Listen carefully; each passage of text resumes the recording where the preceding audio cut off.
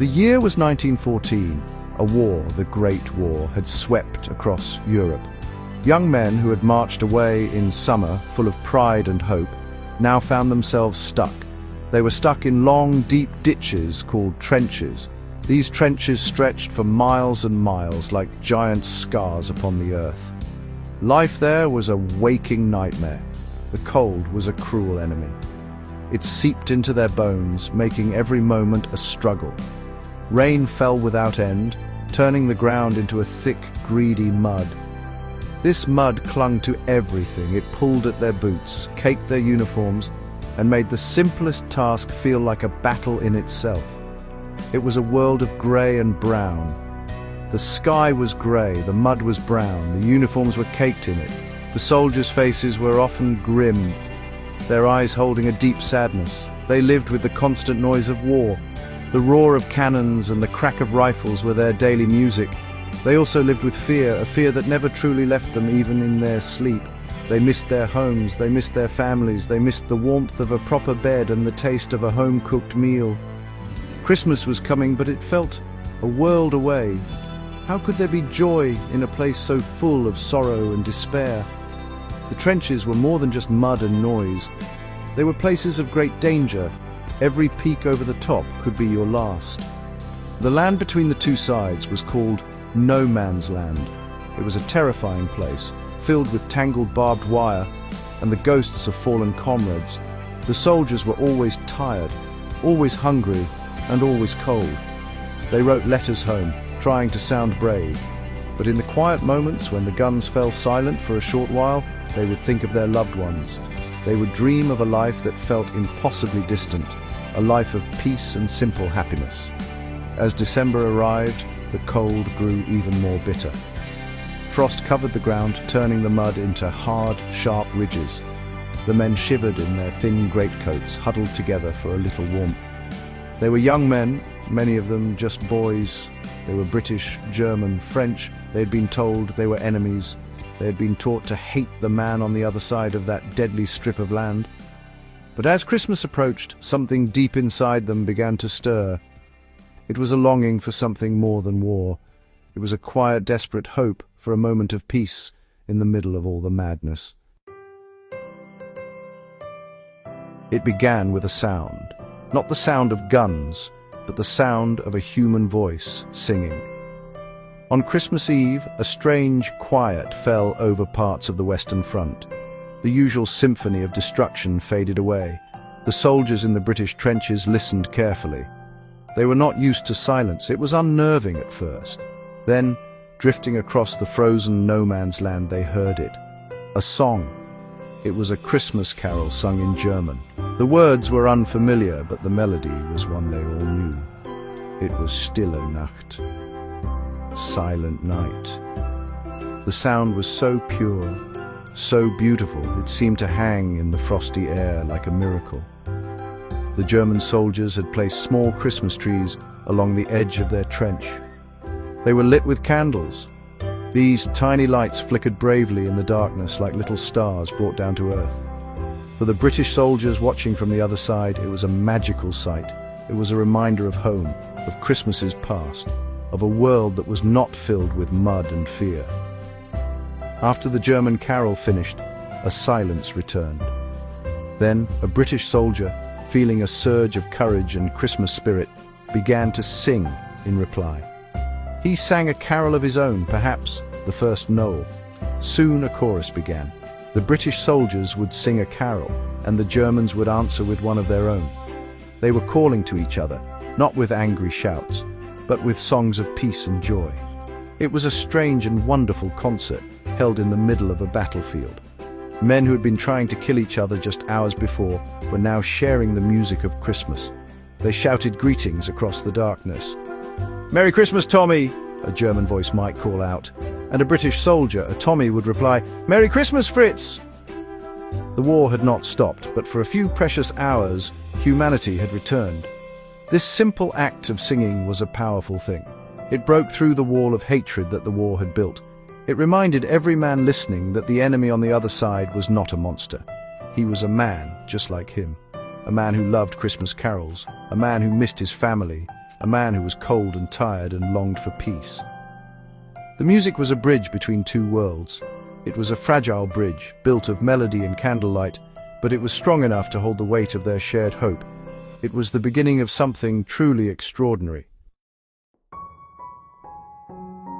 The singing on Christmas Eve had planted a seed of trust. When Christmas morning dawned cold and bright, that seed began to grow. All along the line, a strange hesitation filled the air. No one wanted to be the first to fire a shot. Then, a few brave men decided to take an incredible risk. A German soldier, unarmed, cautiously climbed out of his trench. He held his hands up to show he meant no harm.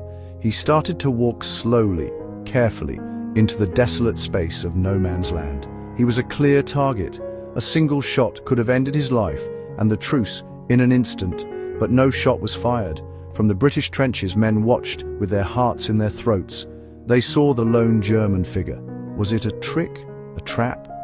An officer in the British lines, seeing the man was unarmed, made a quick decision. He gave an order, "Hold your fire." Then another incredible thing happened. A British soldier, equally brave, climbed out of his own trench. He too began to walk into no man's land. The two men walked towards each other. They met in the middle, surrounded by the silence of the battlefield. They shook hands. It was a simple gesture, but it was one of the most powerful handshakes in all of history. Soon, others followed. Like a slow, cautious tide, soldiers began to emerge from their trenches on both sides. They left their rifles behind. They walked out into the open, into the very space that had meant certain death just the day before. They met as equals, as fellow human beings. They smiled. They spoke to each other using broken bits of English and German, or just gestures and expressions. They were no longer Tommy and Fritz, enemies in a terrible war. They were young men named Arthur and Otto, James and Hans. They were sons, brothers and fathers. The ground of no man's land, scarred by shells and tangled with wire, was transformed. It became a neutral space, a meeting ground. It was a place of shared humanity. The soldiers pointed to photos of their families, their sweethearts, their children. They saw in each other's eyes the same love and the same longing. They had been told they were different, that they were fighting for opposing causes. But in that frozen field, they discovered a truth that was far more powerful. They discovered that they were all the same. They were all just men who wanted the war to be over, who wanted to go home. As more and more soldiers met in the middle, they began to share what little they had. It was an impromptu exchange of Christmas presents. These were not fancy gifts bought in a shop. They were precious treasures from the daily life of a soldier. The Germans had been sent special provisions for Christmas. They shared their sausages, their dark bread, and their cigars. They even brought out barrels of beer. Imagine the surprise of a British soldier, used to his plain army rations, being handed a real German sausage by the man he was supposed to consider his mortal enemy. It was a gesture of profound kindness. The British soldiers gave what they could in return. They offered tins of bully beef, a type of corned beef that was a staple of their diet. They shared their own cigarettes and tobacco. They gave out tins of jam and Christmas puddings that had been sent from home. One soldier might trade a button from his uniform for a German belt buckle. These small items became powerful symbols. They were mementos of a day when enemies became friends. Each gift, no matter how small, was a message. It said, "I see you. You are a person, not just a uniform, but today we are not at war." Beyond food and tobacco, they exchanged memories and stories. A German soldier might show a worn leather wallet with a picture of his wife and children inside. A British soldier would pull out a similar photo of his family back in England. They could not understand all of each other's words, but they understood the smiles and the pride in each other's eyes. They were sharing a part of their lives, a part of their hearts. They were connecting on a level that went far deeper than language. They were finding common ground in the most unlikely of places. One of the most touching gifts was simply the act of helping one another. Together, British and German soldiers held joint burial services for their comrades who had fallen in no man's land. They respectfully carried the bodies of their own and their enemies' dead and laid them to rest. They stood side by side, heads bowed, and said prayers together. In that moment there was no British or German, only men mourning the terrible cost of war. This shared act of reverence was perhaps the greatest gift of all. It was a gift of dignity, respect, and shared sorrow. Among the stories of the Christmas Truce, one image stands out more than any other. It's, the image of soldiers playing football. In the middle of no man's land, with the trenches as goalposts, enemies kicked a ball about. It wasn't an official match, of course. It was spontaneous and joyful. Someone produced a ball, or perhaps just a bundled-up cap or a tin can, and they began to play.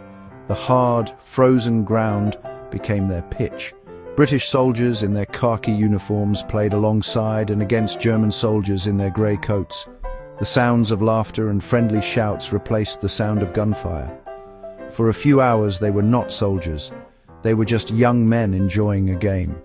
They forgot the war. They forgot the mud and the fear.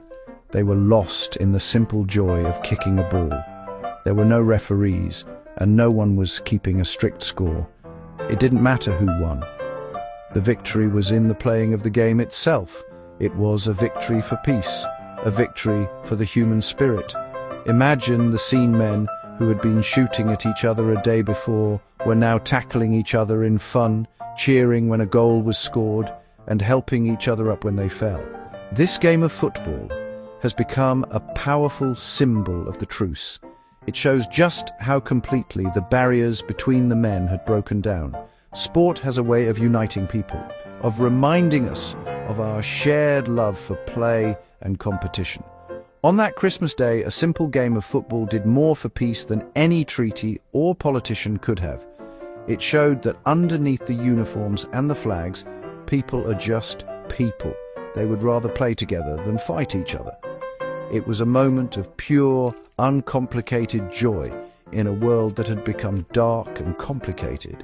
The match could not last forever. As the light began to fade, the game came to an end. The men shook hands again. They said their goodbyes. They promised to remember the day. Then, slowly, they walked back to their own trenches, back to their own sides. The game was over, but the memory of it would live on. It was a reminder that even in the darkest of times, there is always the possibility of light. There is always the possibility of finding common ground, of choosing to play instead of to fight. The football match was a small miracle on a frozen field. The stories of the Christmas Truce are so powerful because they come directly from the men who were there. Their letters and diaries, they paint a vivid picture of what happened.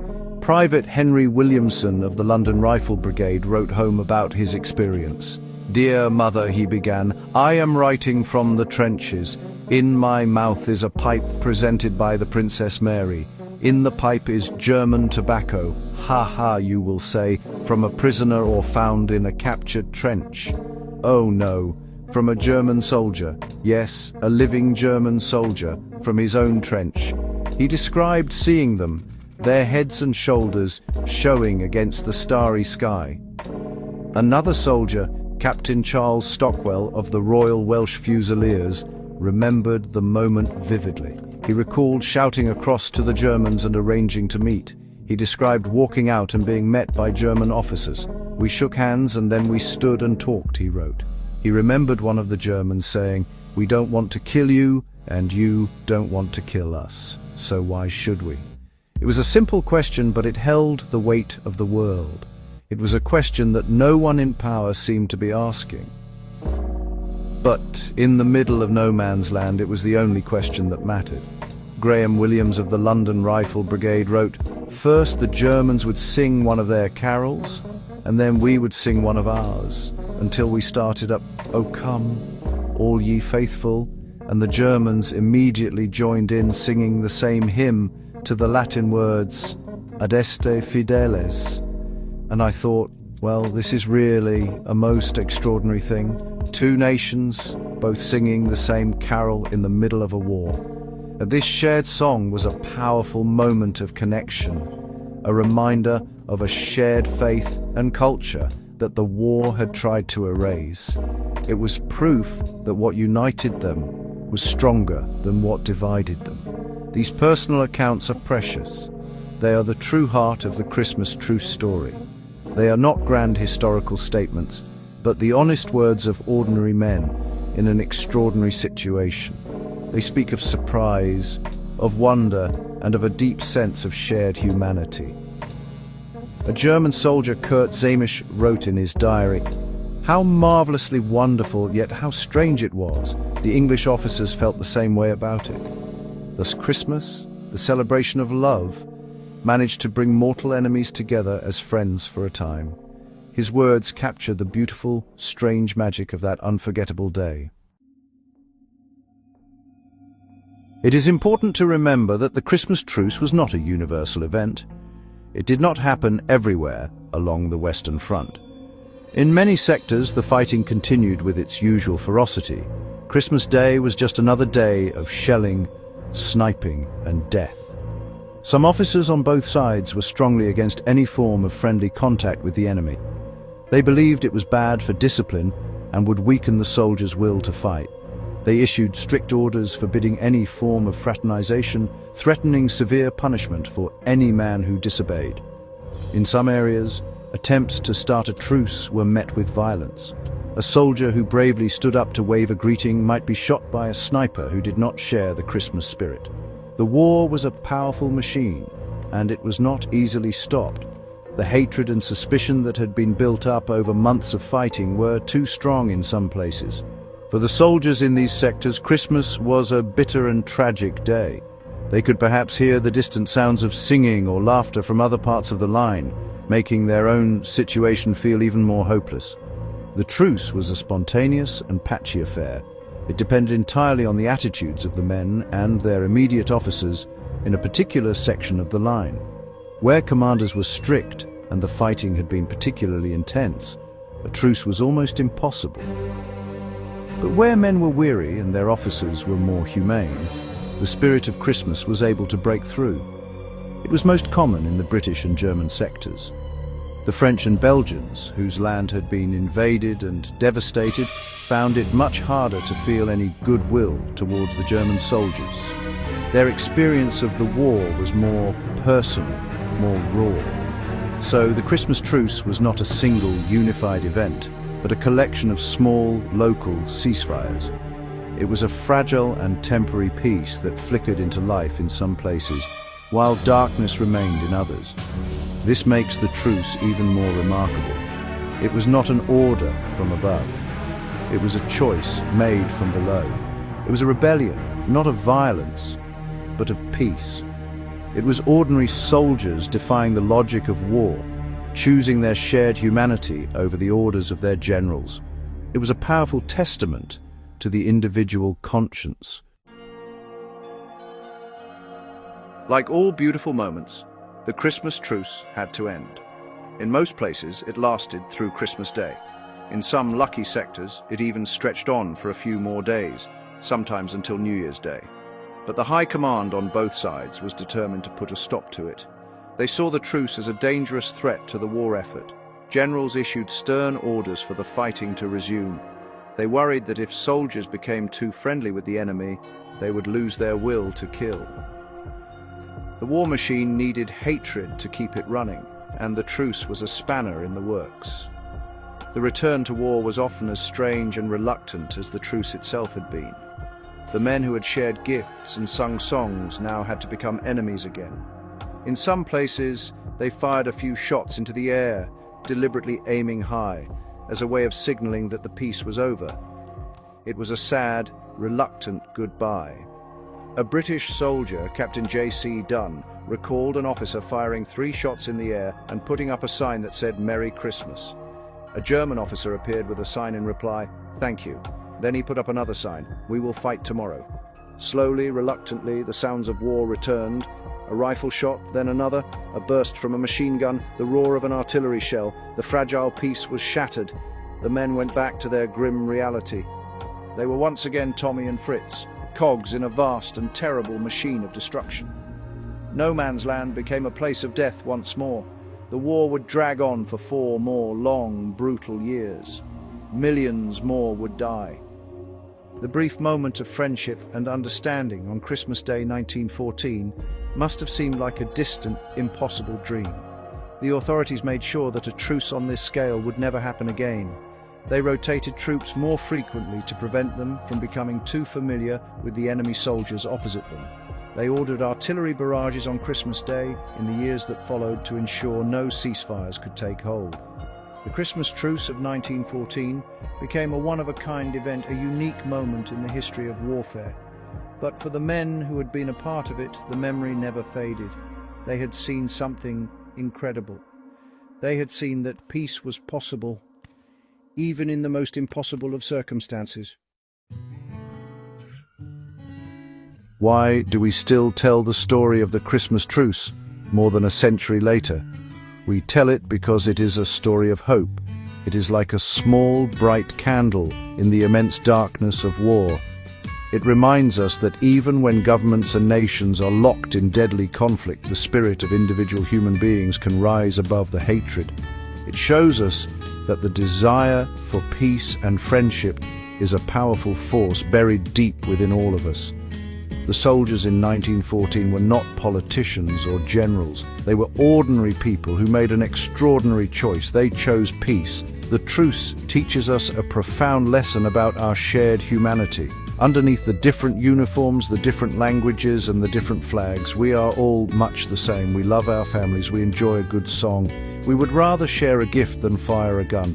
The soldiers on that day saw the person, not the enemy.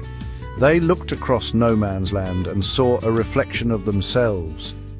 This recognition of our common humanity is the first and most important step towards peace. The Christmas Truce is a perfect example of this truth in action. Of course, the truce did not end the war. The fighting resumed, and the world was changed forever by the years of slaughter that followed. But the truce was not a failure. Its importance does not lie in what it achieved, but in what it revealed. It revealed the human heart's deep-seated longing for connection and kindness. It proved that peace is not just a dream, but a real possibility, born from simple acts of courage and compassion. It is a story that challenges us to look for the humanity in those we are told to consider our enemies. Today, in a world that is still troubled by conflict and division, the story of the Christmas Truce is more important than ever. It is a light that never goes out. It inspires us to believe that peace is possible. It encourages us to build bridges, not walls. It reminds us that the greatest victories are not won on the battlefield, but in the moments when we reach out a hand in friendship and discover that the person we thought was our enemy is in fact our brother. The soldiers of 1914 gave us a gift that Christmas. It was the gift of hope. And it is a gift we must cherish forever.